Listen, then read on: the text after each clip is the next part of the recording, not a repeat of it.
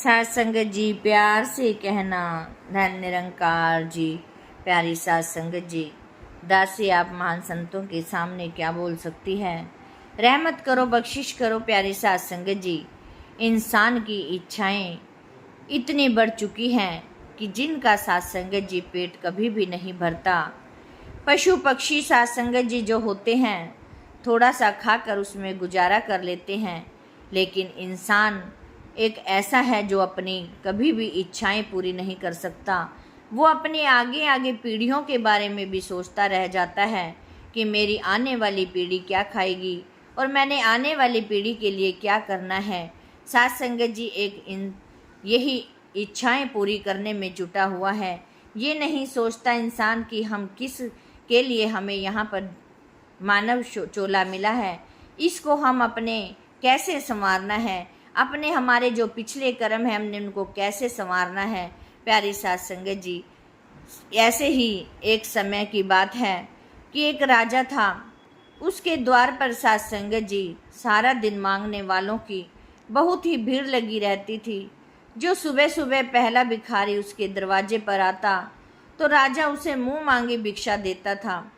साध संगत जी उसकी यही एक इच्छा थी और एक शर्त थी कि जो भी भिखारी आएगा, जो पहला भिखारी होगा, जो मांगेगा उसको वही दूंगा।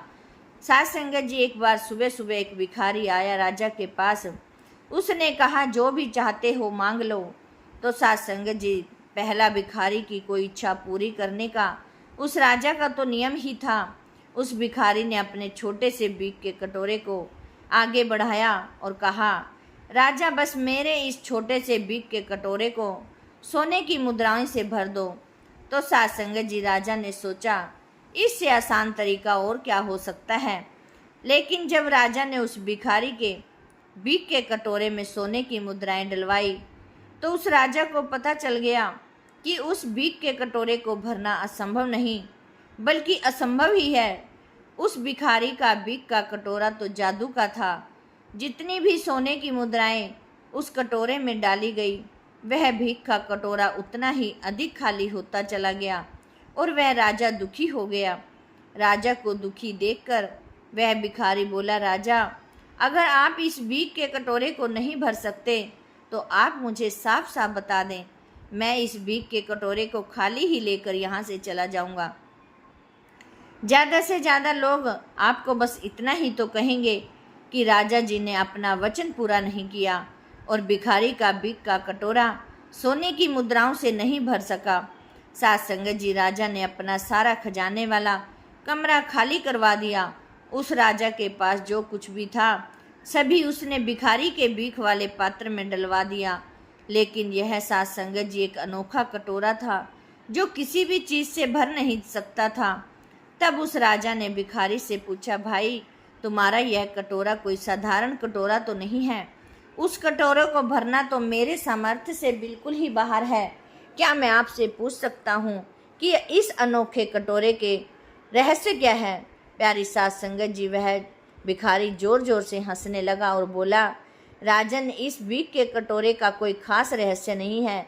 यह तो कटोरा सिर्फ मनुष्य की खोपड़ी से बना हुआ है। क्या आपको पता नहीं कि मनुष्य के लालच की खोपड़ी को कभी भी भरा नहीं जा सकता। धन से, दौलत से, जायदाद से या फिर साध संगत जी किसी भी चीज़ से नहीं भर सकते। वह कभी भी भरेगा ही नहीं। वह तो साध संगत जी हमेशा ही खाली रहेगा, क्योंकि इन चीज़ों से भरने के लिए वह बनी ही नहीं है।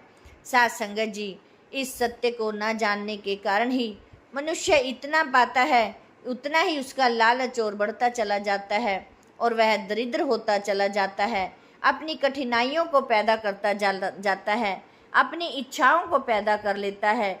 इतना कुछ पाकर भी वह शांत नहीं होता और उसका कभी भी पेट नहीं भर सकता। साध संगत जी एक इंसान जो कहता है मेरे पास और आए और ज़्यादा आए, अगर उसके पास साध संगत जी साइकिल है तो वह स्कूटर चाहता है, अगर स्कूटर है तो कार चाहता है, कार आ गई तो फिर बड़ी कोठी चाहिए, बंगला चाहिए। सब कुछ मिल जाने पर भी और लालच बढ़ जाती है। प्यारी साध संगत जी इंसान की कभी भी इच्छा नहीं भर सकती। इंसान हमेशा ही हमेशा भूखा का भूखा रह जाता है, उसकी इच्छाएं एक के बाद एक बढ़ती चली जाती हैं।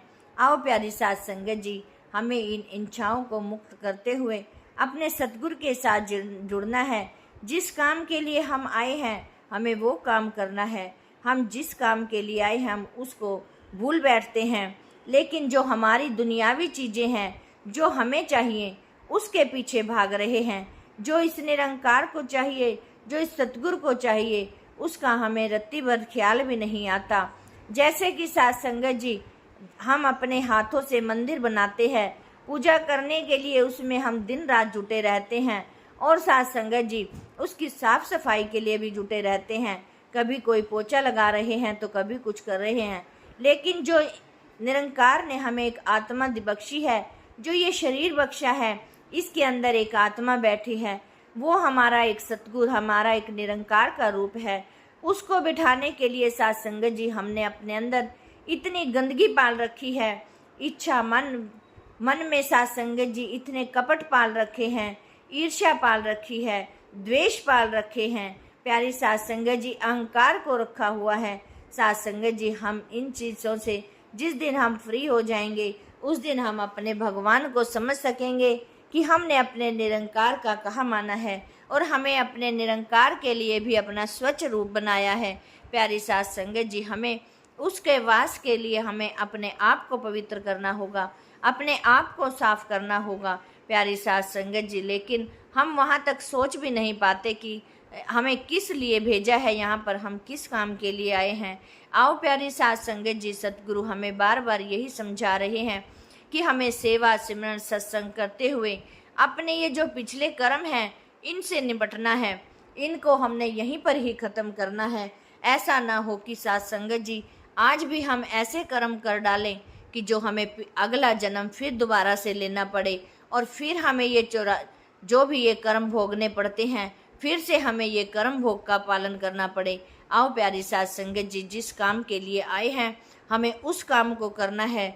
यदि हम अपने काम की तरफ ध्यान देंगे तो हमारा एक ना एक दिन जरूर उज्जवल हो जाएगा, और साध संगत जी हमारी सतगुरु के साथ भी लड़ लग जाएगी। साध संगत जी, जब तक हम अपने मन को साफ नहीं रखते, जब तक हम अपने मन को पवित्र नहीं करते, तो ये सतगुरु से भी नहीं जुड़ सकता, सेवा में भी नहीं लग सकता, सिमरन में भी ध्यान नहीं लग सकता। आओ प्यारी साध संगत जी, सतगुरु बार बार यही फरमा रहे हैं कि हमें एकजुट होकर सेवा सिमरन सत्संग करना है।